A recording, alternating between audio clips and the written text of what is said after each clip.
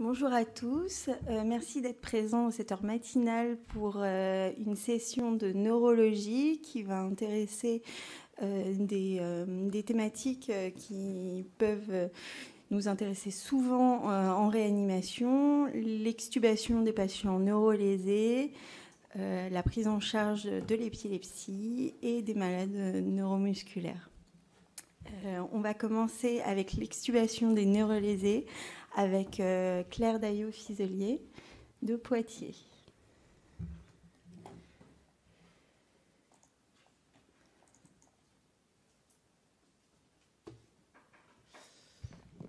Bonjour à toutes et à tous. Merci d'être là ce matin. Effectivement, je vais vous parler de l'extubation du neurolésé. Alors, j'ai pris la liberté de changer un peu le titre parce que neurolésé, c'est pas seulement le cerveau.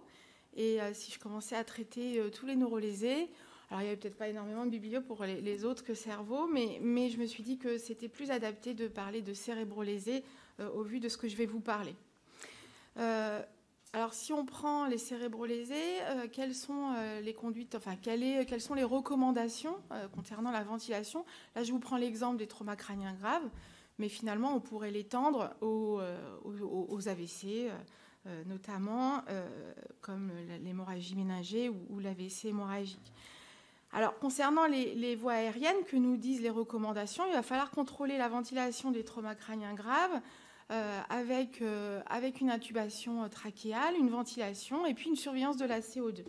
Alors évidemment, ça va faire que finalement, beaucoup de nos patients vont être intubés très précocement, parfois même un peu trop, enfin, je veux dire, on ne peut pas les surveiller, ils auraient pu ne pas être intubés, mais en tout cas, beaucoup de nos patients arrivent intubés directement dans le service.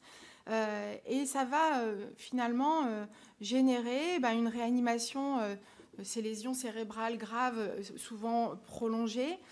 Nos patients vont avoir des troubles de la conscience, des troubles de la déglutition pour la plupart. Et c'est ça qui va donner qui va rendre notre problématique du cérébrolésé différente de tout patient de réanimation. Alors on va quand même revenir juste sur cette diapositive, enfin sur cette étude plutôt avec cette diapositive sur les patients en réanimation d'une manière générale, autre que cérébrolésés, enfin en tout cas en partie, mais pas que. Une grosse étude de Montpellier de 1500 patients, vous voyez, elle est récente. Ces auteurs ont regardé les échecs d'extubation. Et ils avaient, vous voyez, 10% d'échecs d'extubation.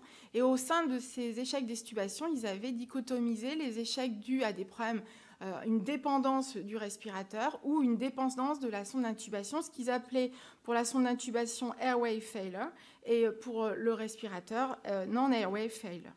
Bon, ça, c'est juste un petit détail parce que ce que je vais vous montrer surtout ici, c'est quels sont les facteurs indépendants de risque d'échec d'extubation qui sont résumés dans cette figure. Et ce qui est intéressant ici, c'est ceux qui avaient des airway failure et des non-airway failure. En fait, vous aviez l'absence de toux suffisante.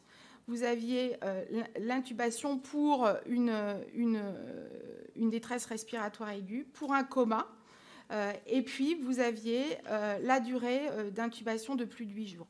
Et en ce qui concerne le coma, l'absence de toux efficace et la durée d'intubation de plus de 8 jours, eh bien, nos patients, en fait, les patients cérébrolésés, ils remplissent ces 3 critères assez largement.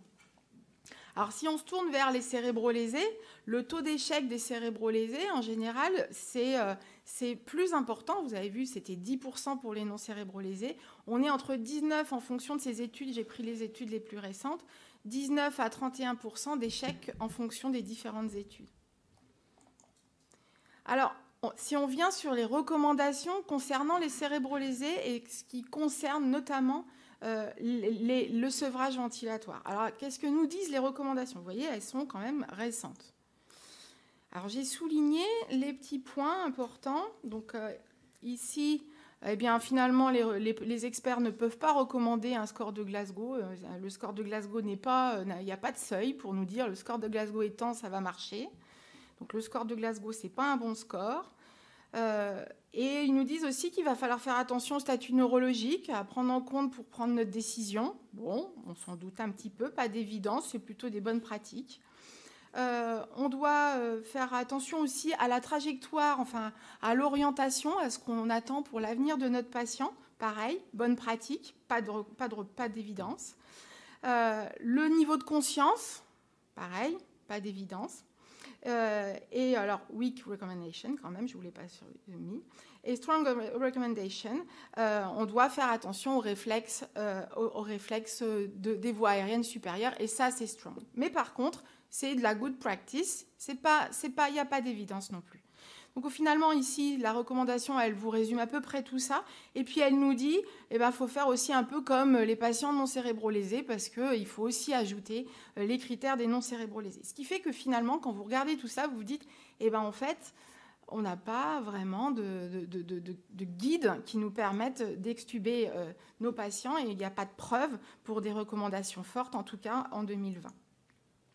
Alors, on va balayer plusieurs problématiques. D'abord, une des problématiques qui est difficile dans cette littérature, c'est finalement, qui n'est pas non plus très vaste, je vous rassure tout de suite, une définition de l'échec d'extubation qui n'est pas toujours la même. Les conséquences de l'échec, quelles vont être les conséquences, ça on va en parler un peu. Et puis, il y a des facteurs prédictifs dont on va parler. Concernant les définitions de l'échec, une seule diapo pour vous dire que finalement, que ce soit des cérébrolésés ou pas des cérébrolésés, le délai de réintubation qui définit l'échec, il va être variable. Là, je vous ai mis 3 jours, mais c'est une erreur, c'est 2 jours. On a des 48 heures. Donc, ça peut être 48 heures post-extubation jusqu'à 7 jours en fonction des études. Donc, ce qui veut dire que si vous avez des méta-analyses, des choses comme ça, au final, on compare des choses qui ne sont pas forcément comparables. Donc, c'est pas facile. Il y a une proposition que j'ai trouvée assez intéressante dans les publications que je ne connaissais pas et qui a été choisie par la dernière étude des Nantais. C'est le fait de proposer une proposition assez pragmatique, effectivement, on regarde les 90% d'échecs d'extubation dans la littérature et on se dit, tiens, c'est peut-être ce range qui est intéressant. Donc, c'est pour ça que d'ailleurs, dans ENIO, la dernière étude des Nantais, ils ont choisi 5 jours parce que c'est à peu près dans les 5 jours qu'il y a 90% d'échecs d'extubation. Et alors, l'autre question dans les études, parce que c'est très variable, est-ce qu'on considère la trachéotomie première comme un échec d'extubation ou finalement, ou la ventilation non invasive qu'on fait un peu de façon systématique après une extubation, ou finalement, ça, c'est des patients qui, on les exclut. Enfin, c'est assez variable aussi. Alors, la deuxième problématique, c'est finalement quelles sont les conséquences de cet échec. Donc, je vais juste vous montrer 2 études récentes sur ce point-là. Il n'y en a pas 50, donc je vais un peu tourner en boucle sur les dernières études de 2017 et vous montrer les résultats de chacune d'entre elles. Donc là, c'est l'étude de Clermont-Ferrand, 140 patients. Ils incluaient les patients, ils estimaient les patients qui avaient un échec de réintubation sur toute la durée de réanimation et ou une VNI post-extubation. Et alors, quels étaient les facteurs, on va dire les marqueurs pronostiques différents entre succès d'extubation et échec d'extubation? Eh bien, vous voyez, il y avait significativement plus de décès en réanimation, de durée ventilation mécanique, de durée d'hospitalisation en réanimation. Et puis, sur cette étude aussi, vous aviez une différence aussi en termes de pronostic à la sortie de réa et à 6 mois. Donc finalement, c'est quand même des marqueurs, des complications qui sont graves. Cet échec d'extubation, on pourrait dire, c'est pas grave, on va le réintuber, ça va aller mieux. Mais en fait, non, si votre patient, évidemment, ils sont réintubés, ces patients, mais l'échec va générer quand même des conséquences qui sont graves. Deuxième étude, même année, là c'est les Nantais, et bien finalement, on retombe sur à peu près les mêmes conséquences graves sur la ventilation mécanique, la durée d'hospite et la mortalité. Alors, juste un point, la mortalité, évidemment, il faut la prendre en compte prendre en compte aussi, ce qui n'est pas toujours fait dans les études, savoir, parce que ce n'est pas toujours surveillé correctement, les patients qu'on a décidé de ne pas réintuber, parce qu'il ne faut pas oublier quand même qu'on a des patients qui sont très séquelaires et il y a parfois des mesures de limitation thérapeutique qui font qu'effectivement, on ne va pas les réintuber. Donc évidemment, ils vont mourir plus parce qu'ils ne sont pas réintubés, ces patients-là.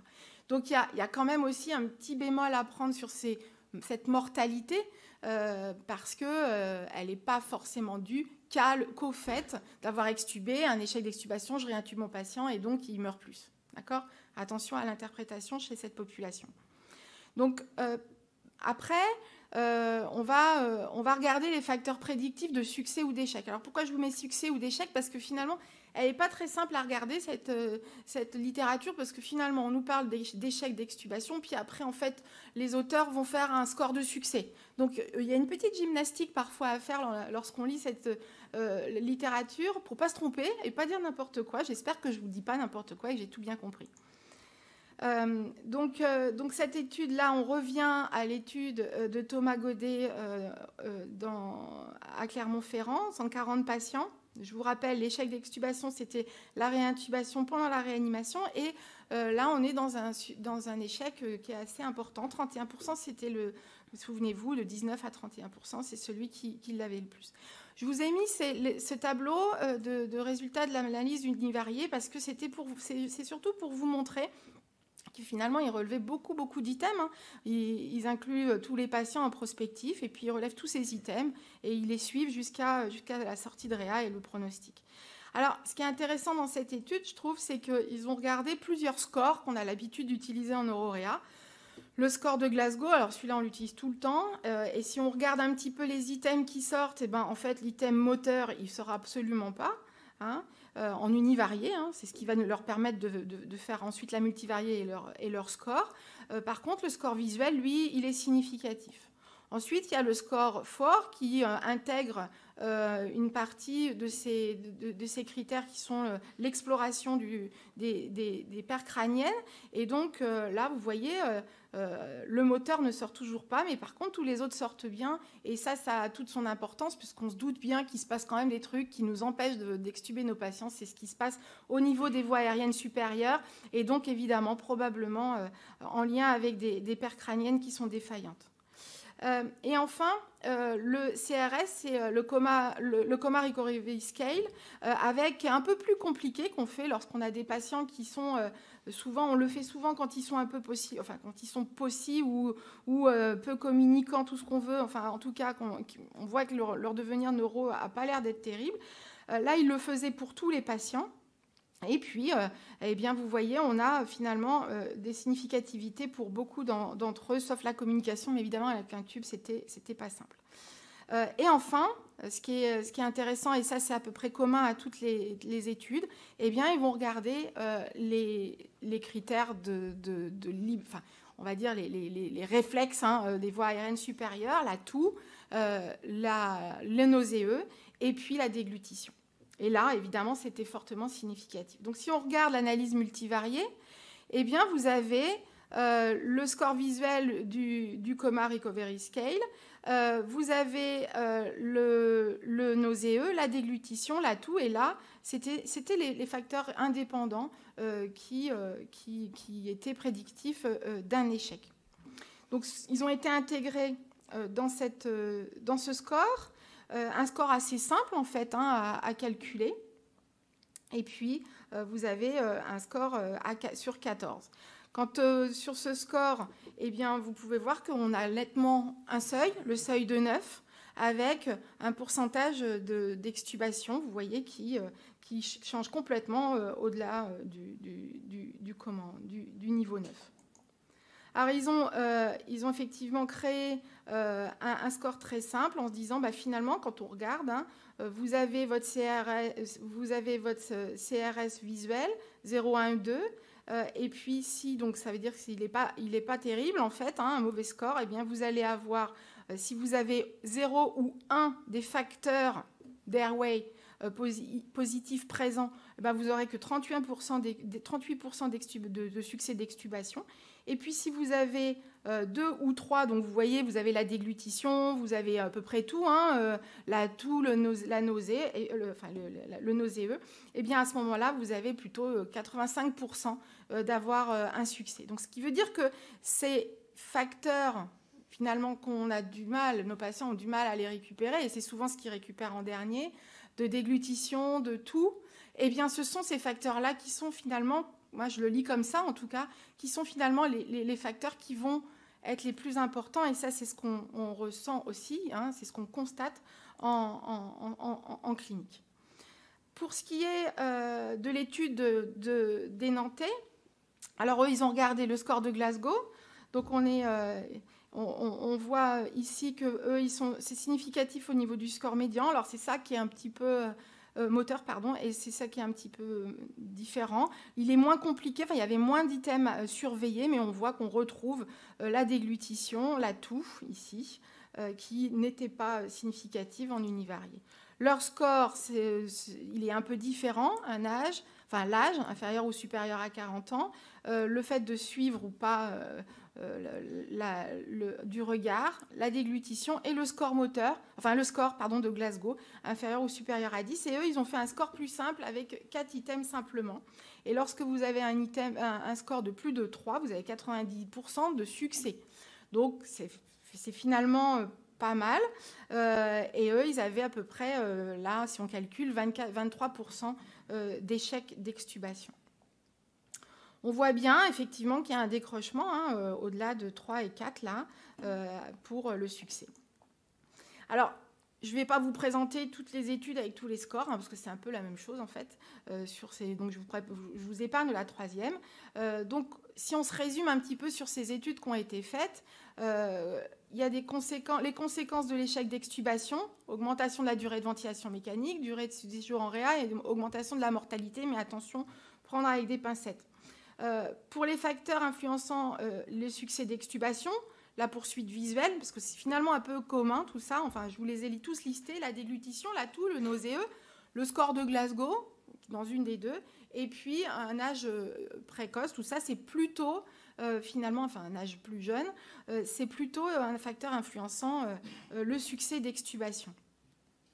Alors la dernière étude, c'est l'étude des Nantais de Raphaël Sinotti, une étude multicentrique internationale, vous avez peut-être vu passer l'article, avec énormément de patients screenés, 1500 patients inclus, et eux, dans cette étude, ils rapportent environ 19% d'échecs d'extubation.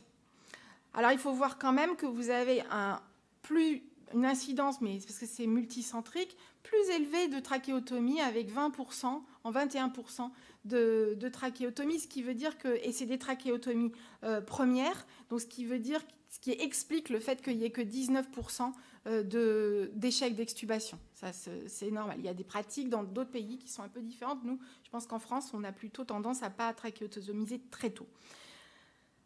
Et le succès, 80%. Donc finalement, une répartition à peu près homogène, avec un peu plus de trauma crânien, des patients plutôt jeunes et plutôt graves.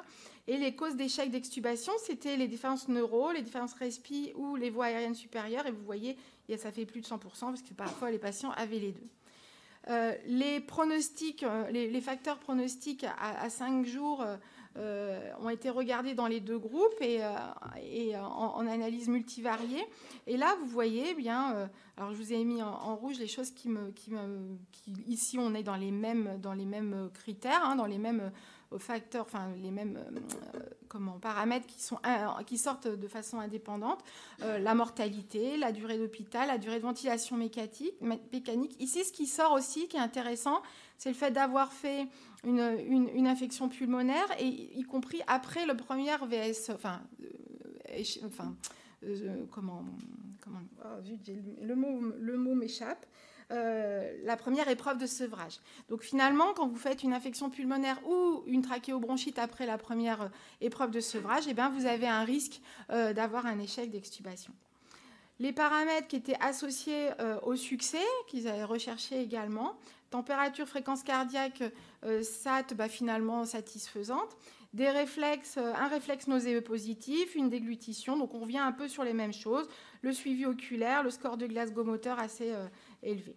Alors, et puis peu d'aspiration trachéale, ce qui va avec les fameuses pneumopathies ou trachéobronchites après la première épreuve de CEA. Alors, quand on regarde le score,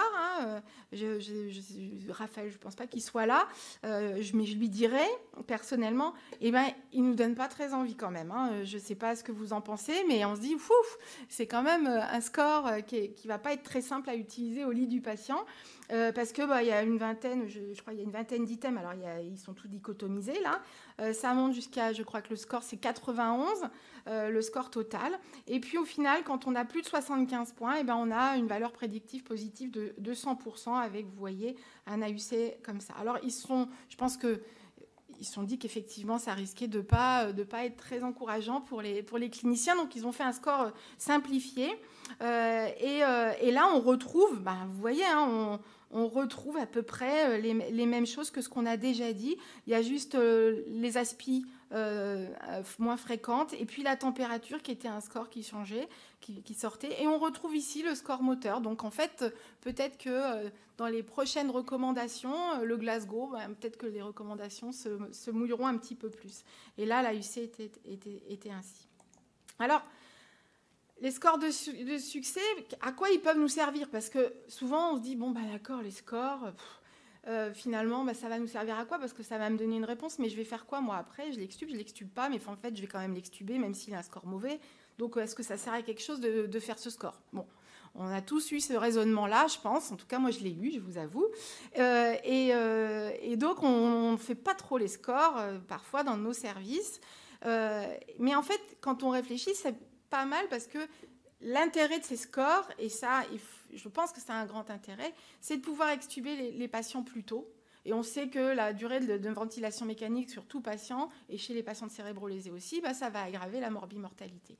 Donc, en fait, l'intérêt de tous ces scores, et qui fait finalement, on voit qu'ils ont plein de choses en commun, c'est de pouvoir nous permettre d'extuber nos patients plus tôt, et donc peut-être d'essayer d'améliorer leur pronostic grâce à ça.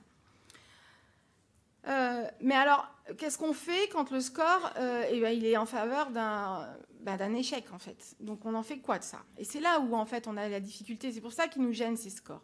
C'est qu'on ne les prend pas comme je vais pouvoir extuber mon patient plus tôt parce qu'on a du mal à changer nos habitudes. Mais par contre, on va se dire, si j'ai un échec, si il est en défaveur, je vais quand même l'extuber. Donc, finalement, ça me sert à quoi? Alors, peut-être ça va nous servir à nous dire, je ne l'extube pas, s'ils sont suffisamment robustes, ces scores-là, je n'extube pas mon patient et je propose une trachéotomie. Ça, c'est peut-être une réponse qui va pouvoir nous être apportée. Et puis, après, il y a une autre façon de faire. C'est sûrement ce qu'on fait à peu près tous au final. C'est d'attendre un peu une récupération en se disant, non, la déglutition, ça ne va pas du tout. Il ne tousse pas et c'est un échec cuisant, donc je ne vais pas le faire et je vais attendre un petit peu. Et ça, je pense qu'on le fait à peu près tous. Et alors, pourquoi c'est peut-être pas terrible? Je vais montrer une étude. Alors, elle est ancienne, mais moi, je trouve qu'elle est intéressante. Elle est ancienne, elle est sur pas beaucoup de patients, mais c'était bien mené. C'est sur 136 patients. Ils ont regardé des critères, un protocole d'extubabilité tous les jours. Et puis, avec tous ces critères-là, le statut neurologique, mais ça, c'était plutôt sur des monitorages cardiovasculaires, artériels. Enfin, vous regardez rapidement des critères ventilatoires. Et puis, pas de réintubation dans les 72 heures. Donc, vous voyez, c'était assez simple. Il y avait une équipe dédiée qui... Voilà. Et cette équipe disait au docteur qui s'occupait du patient, voilà, maintenant, c'est bon, sur notre protocole, il est extubable. Et puis, ils ont regardé le délai en nombre de jours de réelle extubation. Ils avaient quand même une période de grâce, ils appellent ça, c'est-à-dire qu'ils avaient 48 heures de grâce. C'est-à-dire qu'ils avaient le droit de se réfléchir quand même pendant 48 heures avant d'extuber leur patient. Et finalement, qu'est-ce que ça a donné? Eh bien là, c'est les patients qui ont été extubés à peu près dans les 48 heures suivant le score en faveur. Et là, le score décalé. Eh bien, il y avait significativement plus de pneumonie, de durée de ventilation mécanique, d'hospitalisation, ça on s'en doute un peu, de durée de réanimation, de mortalité, Et en facteur, donc évidemment là on est en univarié, et en multivarié, eh bien on avait significativement plus de pneumopathie chez ces patients qui étaient décalés dans l'extubation par rapport à l'extubabilité théorique. Pour ce qui est de la mortalité, c'était significatif, mais ça a été ajusté. Après ajustement, c'était plus significatif. La pneumonie, c'est ajusté, ce que je vous présente. Donc finalement, c'est quand même assez intéressant de se dire que rapprocher notre extubabilité et ses scores pour être plus précoce, ça peut quand même nous aider. Et on en est où maintenant? Finalement, qu'est-ce qu'on sait? On sait que l'échec d'extubation, c'est 2 à 3 fois plus élevé chez le cérébro-lésé, qu'il augmente le risque de morbimortalité, ça vous l'avez compris, que retarder l'extubation augmente le risque de pneumopathie, donc finalement on rentre dans les échecs d'extubabilité dans nos différents scores que je vous ai présentés. Le score de succès, ça nous aide à la décision d'intubation et ça va peut-être nous permettre de le faire plus précocement. Et par contre, l'aide à la décision d'une trachéotomie première, ça reste à confirmer. À mon avis, il ne faut pas s'engouffrer pour l'instant avec juste ces scores dans ces conséquences-là. Finalement, c'est tout bien tout ça sous les scores, mais c'est vrai que la réflexion qu'on a, on se dit, oui, mais la problématique chez les cérébrolésés, c'est comme son nom l'indique, c'est qu'elle est lésionnelle et qu'il y a des patients, ils ne vont jamais récupérer. Donc, il y a un moment où on se dit, oui, mais moi, j'aimerais quand même bien pas le trachéotomiser, alors comment je vais faire pour essayer d'améliorer le succès de mon extubation? Je pense qu'on a quelque chose à faire avant même de faire notre première épreuve de sevrage chez nos patients dans nos réanimations. C'est une approche multidisciplinaire qu'il faut penser très tôt et qui a été déjà pensée dans les réanimations poly chez les patients tout venants qui sont conscients. Mais chez les patients cérébrolésés, on a été un petit peu en retard sur tout ça parce que pendant très longtemps, il ne fallait pas y toucher, il fallait les garder sédatés, attention, voilà. Mais en fait, il faut faire la même chose probablement que pour les autres. Et quand on le fait, on se rend compte qu'on a vraiment... Nous, c'est ce qu'on fait dans le service et on est très proactif sur le fauteuil. Ils ne sont pas conscients, c'est pas grave, on va les mettre au fauteuil. On fait plein de choses comme ça. Et on a... Moi qui ai connu plusieurs périodes, je trouve qu'on fait des progrès grâce à ça. Donc c'est vraiment un travail d'équipe avec les kinés, avec l'équipe infirmière et aide-soignante, avec les médecins et l'équipe des MPR qui peuvent venir nous voir en réanimation et nous donner des conseils aussi. Un point important, c'est la déglutition. Il faut savoir l'évaluer et pouvoir traiter si jamais on a des troubles de déglutition. Je vous invite à aller voir la session SKR et SFAR cet après-midi où un collègue de Poitiers viendra parler des troubles de déglutition. Et ça, c'est très intéressant. On commence des injections de toxines botuliques pour les troubles de déglutition. Et je pense que c'est quelque chose qui est d'avenir. Donc voilà, tout ce qu'on fait pour les autres, on le fait aussi pour les cérébrolésés. Ce n'est pas des patients à part. Il faut arrêter de se mettre... Oui, c'est des patients à part, mais il faut faire des choses aussi sans en avoir trop peur. Donc, finalement, il va falloir individualiser la prise en charge avant l'extubation, parce qu'on ne va pas pouvoir faire tout pour tout le monde. La mobilisation précoce, je vous l'ai dit. Attention à limiter la surcharge, ça, c'est pour tous les patients. Finalement, traiter en pré-extubation, c'est PAVM, c'est VAT, en tout cas les rechercher. Attention, bien faire le test de fuite. Évidemment, il ne faut pas leur rajouter en plus un œdème laryngé, parce que là, on va être dans les soucis.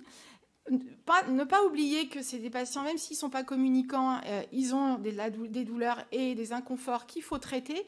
Et ce n'est pas parce qu'on va arrêter la morphine qu'il va se réveiller et qu'il va être vachement mieux pour l'extubation. Ça, on le fait, c'est souvent fait et je pense que c'est souvent, malheureusement, une erreur. Une kiné intensive après l'extubation. Et puis, pas avoir peur de faire des soutiens ventilatoires par VNI aussi chez les patients, aussi communicants. Il faut être super vigilant, avoir des équipes formées pour pouvoir surveiller correctement les patients. Mais ça peut se faire. Il ne faut pas non plus exclure, bien entendu, mais peser l'indication de la trachéotomie première si les lésions l'indiquent. Donc, je vous remercie pour votre attention. Puis, je vais un petit peu de pub pour la journée de l'ANARLF, qui est l'Association de neuroanesthésie-réanimation de langue française, si vous ne connaissez pas, le 17-18 novembre à Grenoble, et ce sera sur les traumas crâniens. Je vous remercie. Désolée, j'ai un peu dépassé mon temps, mais c'est pas grave. Merci beaucoup pour ce topo. Est-ce qu'il y a des questions dans la salle ?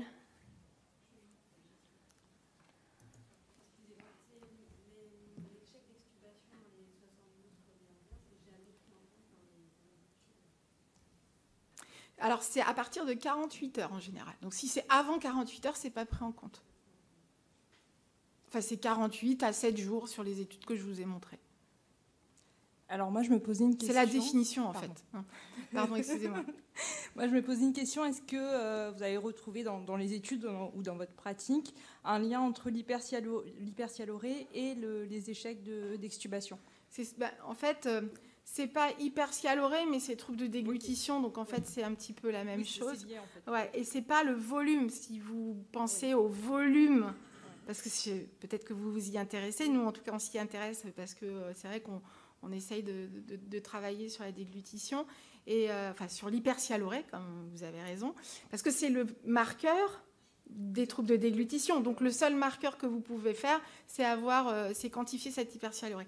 Et bien c'est pas facile, parce que la quantification de l'hypersialorée, si on se réfère aux petites études qu'il y a en neurologie, c'est des petites compresses qu'on met après les soins de bouche dans le fond sous la langue, dans un coin chez les patients intubés ventilés post-irrelationnels. Moi, je ne vais pas laisser les petites compresses pendant plusieurs heures, comme ils font chez un patient parkinsonien, parce que c'est décrit chez ces patients-là. Donc, il va falloir être un peu innovant et réfléchir à comment on va pouvoir mesurer tout ça chez nos patients. Mais si vous me posez la question, c'est que vous avez réfléchi à la question.